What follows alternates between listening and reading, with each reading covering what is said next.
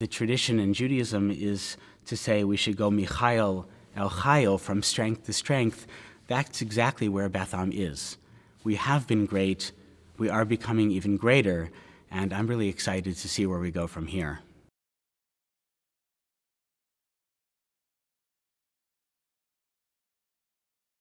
On the winter's evening of November 4th, 1974, in the living room of Ephraim and Debbie Potts' Mount Washington home, about 25 people were gathered and in a lively discussion. Ideas were flying about, thoughts exchanged. By the end of that evening in 1974, this same group in the Potts' living room had made a bold decision. They would form a new urban congregation. It would come to be known as the Beth Am Synagogue. In the 1950s and 1960s, the allure of the suburbs was causing flux in urban America as families migrated out. Baltimore City was no exception to the phenomenon. Families left, taking with them their schools and their religious institutions. Chizkamuna stayed committed to their beautiful synagogue in Baltimore City. However, the time came when Chizkamuna, too, decided to cease operation at its in-town location. And so a group of in-town congregants chose to create an independent and self-reliant congregation and to remain in the Baltimore City Synagogue. Many discussions led to the founding group's pioneering decision. In that decision, the group agreed. Dr. Lewis L. Kaplan, who had been leading services at the Utah Place Synagogue for over a decade with Chazan Weisskall, would become Beth Am's Rebbe. His emphasis on learning and education became the cornerstone of the nascent congregation. Dr. Kaplan's wife, Etta, gave the synagogue its name, Beth Am, House of the People. Dr. Kaplan had chosen Shabbat Hanukkah as the date for Beth Am's inaugural service. Ephraim Potts, who would become Beth Am's first president, noted at the time, "It is especially fitting on the sixth candle of Hanukkah, the Jewish festival of rededication, that we meet to breathe life into this beautiful old building, into this newly energized congregation." The meeting to discuss the formation of Beth Am was held in our living room. We had people sitting on floors, we had people in chairs, the ideas were flying around. The foundation of the synagogue was that we are a do-it-ourselves synagogue. So if you look up here, the synagogue was sort of run down. I climbed up once to the top there and to change a light bulb, and I don't think I would do it again. We didn't know whether Beth Am was going to fly or not. Dr. Kaplan drew up the services, and he was our Rebbe, and the whole synagogue turned on the philosophy of how he thought Jewish services ought to be conducted. And there was a warmth to it, and I loved the sound of the Hebrew. I loved the music. We did it ourselves. We passed out these passages, and Dr. Kaplan would call us up, and we would read. It was a unique experience because there was no synagogue on earth conducting the kinds of services that we were conducting and attempting to do what we were trying to do with this congregation, and which I'm happy to say we achieved. The building of Beth Am is such a draw. I mean, when you walk in Beth Am, there's no way you've walked into a synagogue like this before in Baltimore.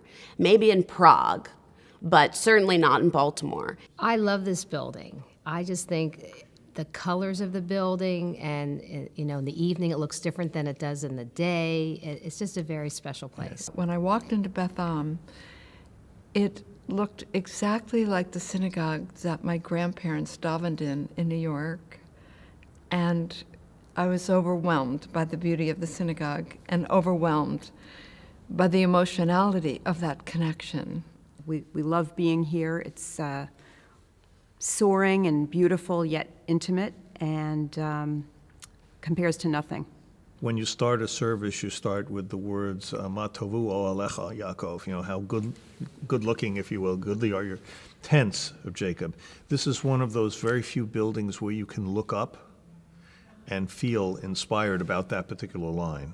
my entire Jewish life has been here, like ever since I was born, really. Like my great-great-great-grandparents prayed in this building, and it's very meaningful to like be here. And like a Beth Am moment for me is walking up the steps with the sun beating down and just seeing so many faces that either I actually know or don't know, but all feel familiar and feel warm and welcoming. I have a real sense of community about Beth Am, that it isn't just a shul that we come to on Saturday. Nothing makes a synagogue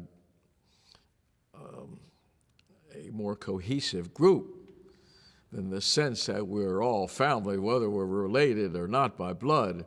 And so that's what happens. From the first day we came, we must have been introduced to at least 40 different people, and not introduced to, they introduced themselves. And that continued for probably the first 2 or 3 months that we were here. So I think it's been an incredibly welcoming place. Yeah, if there could be a place that would be too welcoming, it might be Beth Am. We seem to attract the kind of people who want to be part of a family. Well, I come to Beth Am because I love to see the people here.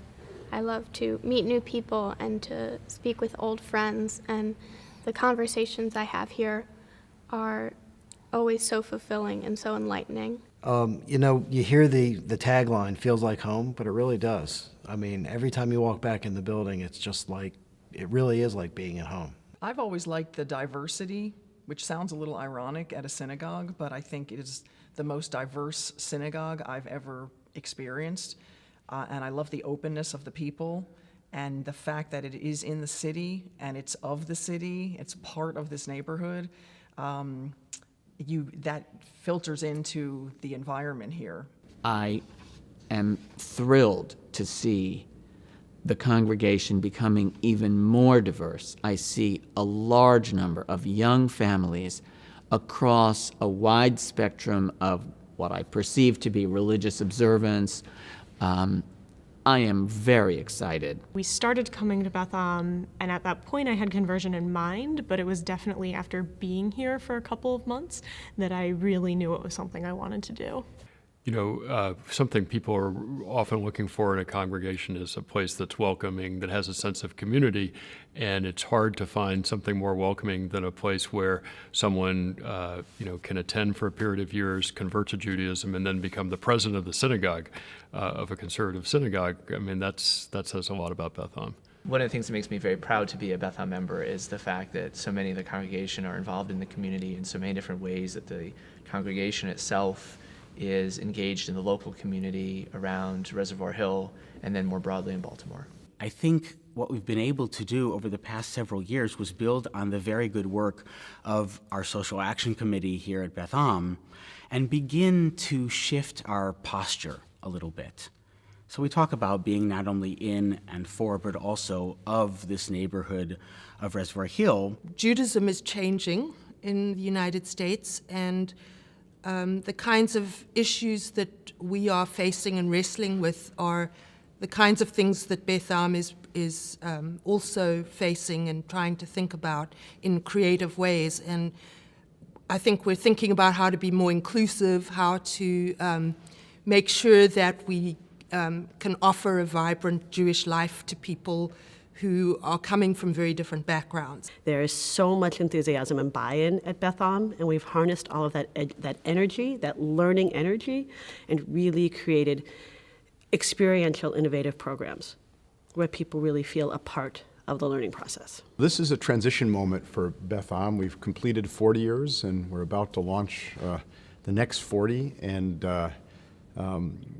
it's also a transition in that we're really have been riding on the coattails of Louis Kaplan and the people that he brought to the congregation and to their perspective about the congregation. And we need to now prepare ourselves to move beyond the time when those people are going to be in the leadership and with us. And so it's a transition from into a new generation of members. Yeah, as Beth Am turns 40, it's exciting to be sitting, I think for us, in the middle between a founding generation that we admire greatly for having the vision to secure Beth Am for the future, and a very robust membership of younger people who are coming to embrace so much of what we love about Beth Am. I see the next 40 years hopefully going the way the last 40 years did, really, with lots of people invested in the shul and the building and wanting the synagogue to thrive and the community to thrive. And my two girls were bat mitzvahed here, and I was bat mitzvahed here, and I only hope my grandchildren and my great-grandchildren get bat mitzvahed here or bar mitzvahed here. It's important for us all to participate in the future and to make that possible by a way to ensure that our building receives the attention, care, and love that it so deserves. We want to make sure that the building supports us, not just for the last 40 as it's done so wonderfully, but also for the next 40. I'm excited about it. I'm excited about updating the building, but still preserving its really wonderful character and all the history that's been made here. I've never felt more positive about where our synagogue's going. I feel like we're at the beginning of a place where young people, old people, all people are going to want to be. The motto here is feels like home, and even after just 2 years, it really does feel like home, and we're looking forward to this being our home for hopefully another 40 and more years. I think 40 years from now, people are going to come to Beth Am not only to be Jewish, but to be a part of something bigger than themselves or bigger than their own Judaism, and have their celebration of their religion really integrated with their love of community. This congregation 40 years ago took an incredible leap of faith. Nobody knew if it was going to work. And yet, 40 years later, here we are. This menorah is burning bright. We are incredibly blessed to be standing on the shoulders of those who took the risk and took that leap of faith and lit that fire. Now the question is, having done that, how are we going to be bold? How are we going to take risks? How are we going to move our congregation forward for the next 40 years and beyond? I, for one, think that we can do incredible things together. And on this, our 40th anniversary, on this Shabbat Hanukkah of 2014, I look forward to many, many years of great things, perhaps even miracles to come. In the future, I think that Gil is still going to be around, and we're going to be co-presidents. What do you call the future? 5 years, 10 years, 20 30? years? 30? I might do 30. 30. Okay. Yeah. That's a deal.